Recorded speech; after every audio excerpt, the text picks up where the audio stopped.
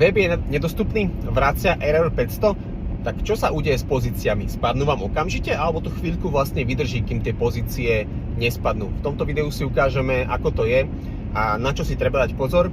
A je to situácia, ktorú som riešil nedávno na jednej konzultácii v rámci SEO a poďme sa pozrieť, o čo tam vlastne išlo. Dobre, stalo sa to, že klient sa mi ozval, že mu z nenazdajky padajú pozície, proste zrazu mal prepad. A nechápal, že prečo. Tak to chcel vlastne overiť, jeho dodávateľ webu aj SEO si s tým nevedeli poradiť, tvrdili mu, že všetko je v poriadku. Ja som sa na to na konzultácii pozrel a zrazu som zistil, že boom, však tam je error 500, proste vracia internal error proste problém, internal server error, to znamená, že web bol reálne nedostupný a v tej chvíli, keď sme sa na to pozerali, bol celý web nedostupný, že nie iba časť webu a nevracalo to proste, keď bol preťažený server, ale vracalo to proste stále. A on bol prekvapený, že mu proste klesajú pozície, ale presne takto to funguje a ono to funguje presne tak, že pokiaľ máte nejaký problém na webe, a ten problém môže spôsobiť aktualizácia. Veľa webov na WordPresse, samozrejme, ale aj na iných CMS-kách je spravených tak, že pokiaľ to, a teraz nechcem povedať úplne, že neodborne spôsobil alebo neodborne pripravil ten web, ale bohužiaľ je to tak, proste pokiaľ tam ten web niekto neodborne pripravil, neaktualizoval sa a zrazu po x rokoch sa proste bola nutná aktualizácia, lebo už tam PHPčko hovorilo, že to proste nutne potrebuje a tým pádom tie pluginy na novom PHPčku už, na vyššom PHPčku už neboli kompatibilné, bolo treba to aktualizovať alebo sa to aktualizovalo samo, tak ten web sa proste rozpadol a vyhadzovalo, že web je aktuálne nedostupný, že je tam proste kritická chyba a tým pádom hádže error 500. A teraz príde tam ten Googlebot, ktorý tam chodí podľa autority domény. On tam nechodí stále, ale proste chodí tam podľa toho, že čím je doména autoritatívnejšia, tak tým tam chodí častejšie, aby zistil, čo je tam nové, alebo mu to proste odosielate do indexu, na okamžité indexovanie cez API. No a teraz dostaneme sa k veci. Keď tam príde Googlebot, tak ten robot Google, tie algoritmy, oni chápu, že error 500 je bežný výpadok, ktorý sa môže stať hocikedy, hocikomu. To znamená, že v prvom momente to nie je žiadna chyba.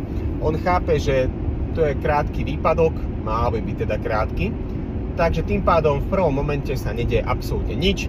On si naplánuje v úvodzovkách tú návštevu o minútu, 10 minút, o hodinku neskôr, príde tam a zistí, že všetko je v poriadku.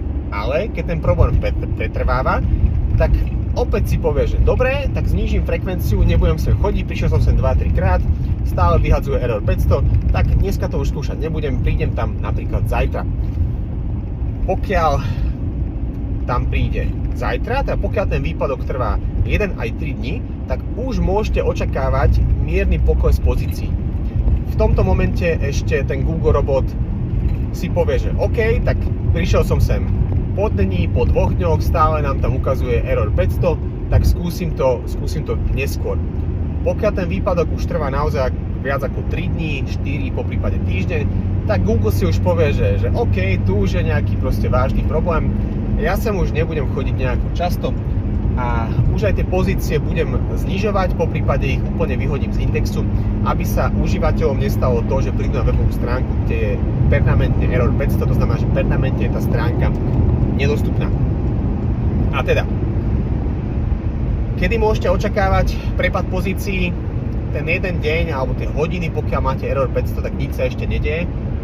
Pokiaľ to už máte viac ako 1, 2, 3 dní, týždeň, 2 týždne, tak tam už naozaj očakávajte rapidné prepady. Samozrejme, nie je to pravidlo. Sú aj weby, ktoré boli vypadnuté týždeň a tie pozície to až tak rapidne neovplyvnilo, lebo tam nebola konkurencia, lebo to bola autoritatívna doména a proste bolo tam kopec ďalších premenných, ale štandardne počítajte naozaj s tým prepadom, že ten prepad tam príde.